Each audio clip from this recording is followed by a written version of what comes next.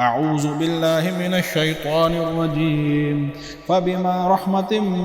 من الله لنت لهم ولو كنت فظا غليظ القلب لانفضوا من حولك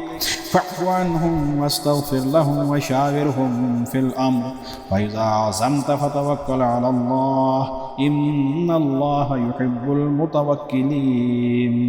إن ينصركم الله فلا غالب لكم وإن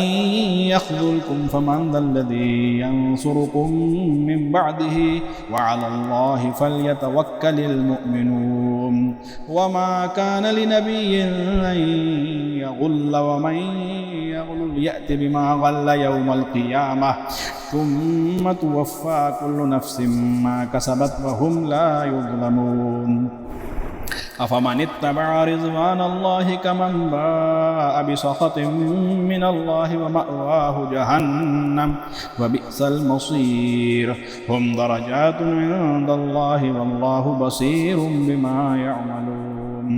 لقد من الله على المؤمنين إذ بعث فيهم رسولا من أنفسهم يتلو عليهم آياته ويزكيهم ويعلمهم الكتاب والحكمة وإن كانوا من قبل لفي ضلال مبين صدق الله العظيم.